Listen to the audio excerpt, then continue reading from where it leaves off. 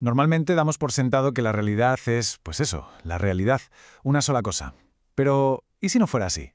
¿Y si en realidad la estuviéramos viviendo en dos niveles a la vez totalmente diferentes?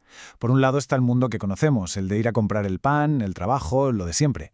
Y por otro hay una realidad, digamos, más profunda, más directa. Hoy vamos a ver cómo se distinguen estas dos y, lo más importante, por qué entender esto lo puede cambiar absolutamente todo. Y para empezar, vamos a lanzar una pregunta que va directa al centro de la cuestión. Ahora mismo, ¿quién está mirando a través de esos ojos? Ojo, no es una pregunta para que se busque una respuesta con palabras, sino más bien para sentirla, para dejarla ahí. Esta simple pregunta es la puerta de entrada a todo lo que vamos a explorar juntos. Bien, esta va a ser nuestra hoja de ruta. Primero, la diferencia clave, el mapa frente al territorio. Luego nos meteremos de lleno en lo que podríamos llamar la fábrica del yo, para ver cómo se monta todo el tinglado. Desde ahí, veremos la realidad como un flujo vacío, usando una analogía potentísima, el sueño lúcido. Y acabaremos viendo cómo se puede vivir en estos dos mundos al mismo tiempo. Venga, pues vamos al lío. Empezamos por la idea central. Primera sección, el mapa frente al territorio. La clave aquí es entender que tenemos como dos lentes distintas para ver el mundo, y darnos cuenta de esto puede cambiar por completo las reglas del juego. Mirad, aquí tenemos el contraste fundamental. A un lado, el nivel relativo, lo que llamamos el mapa. Es nuestro mundo de todos los días, el de las cosas separadas, la causa y el efecto, un yo por aquí y un tú por allá. Y al otro lado, el nivel absoluto, el territorio. Esta es la realidad, digamos, sin filtros, un flujo donde todo está conectado, donde no hay cosas con una esencia fija.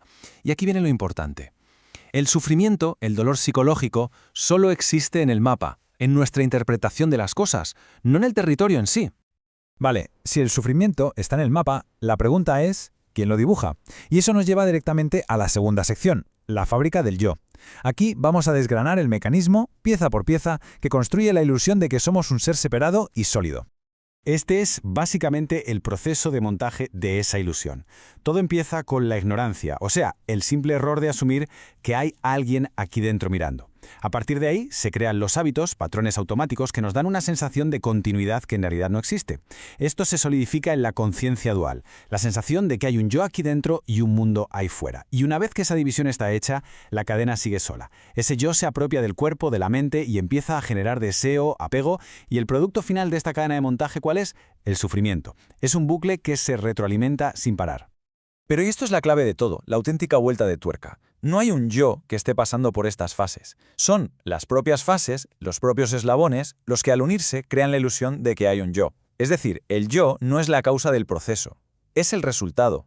Es el humo, no el fuego.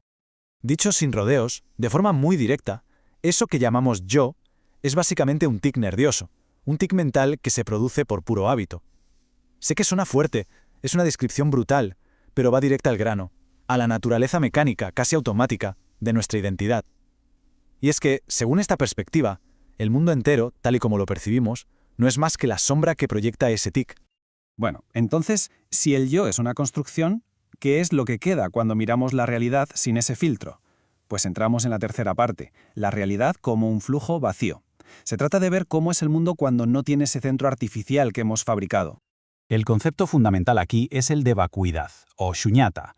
Pero, cuidado, esto no significa que no haya nada, no tiene nada que ver con el nihilismo. Significa que nada, ni el yo, ni las cosas que vemos, tiene una naturaleza propia, independiente, fija. Todo está vacío de una esencia que no cambie. Es más como una apertura total, llena de posibilidades. ¿Y por qué todo es vacío? Pues por la interdependencia. Absolutamente nada existe por sí mismo. Todo lo que vemos aparece por una red infinita de causas y condiciones. Piensa en un árbol. Necesita tierra, sol, lluvia. Sin todo eso, no hay árbol. O un pensamiento. Necesita un cerebro, recuerdos, un idioma. Como todo depende de todo lo demás, nada puede existir de forma sólida y por su cuenta. Para entender esto, hay algunas analogías que son geniales. Podemos ver la realidad como un río. Fluye sin parar, pero no hay un ser río escondido dentro. Es solo el fluir. O como un espejo. Lo refleja toda la perfección, pero no hay un observador dentro del espejo. Las dos ideas apuntan a lo mismo, a que hay experiencia, pero no un experimentador fijo. O sea, hay vista, pero no hay alguien viendo. Hay pensamientos, pero no un pensador. Y con esto llegamos a la cuarta sección, y a la que, para mí, es la analogía más potente de todas para unir estos dos mundos. La vida como un sueño lúcido. Es una idea que hace que todo esto de un mundo sin sustancia se vuelva mucho más tangible. Solemos pensar en dos tipos de sueños, ¿verdad? El sueño de por la noche, que parece 100% real hasta que de repente nos despertamos, y luego está el sueño de la vigilia, nuestra vida diaria, que también parece súper real. La gran diferencia es que aquí, despertar no significa que el sueño se acabe, significa darse cuenta de que es un sueño mientras está pasando. La conclusión de esto es muy clara. Despertar no va de escaparse de la vida o de la experiencia, va de reconocer su naturaleza ilusoria, vacía, mientras la estamos viviendo. Y esto no anula la vida, al contrario. Lo que hace es transformar por completo nuestra relación con ella, la libera de todo el peso del sufrimiento. Y esto nos lleva a la recta final. Vale, muy interesante todo esto, pero ¿y en la práctica qué? ¿Cómo cambia la forma de vivir el día a día cuando se entiende que hay dos realidades? Esta es la gran pregunta. ¿Cómo vivir en los dos mundos a la vez?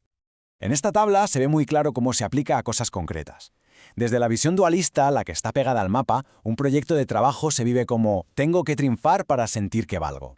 Pero si se conoce el territorio, la visión es otra.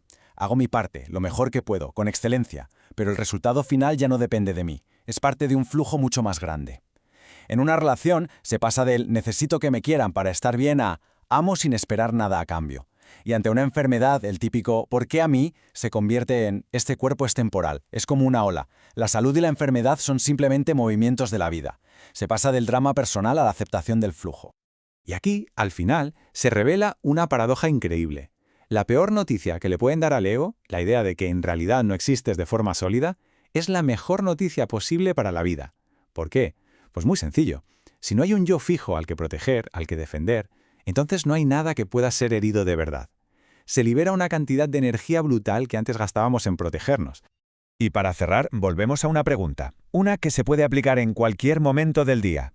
Si todo esto fuera un sueño, ¿habría algo que cambiara en la forma de actuar ahora mismo? A lo mejor aparecería más libertad, más espontaneidad, incluso más valentía.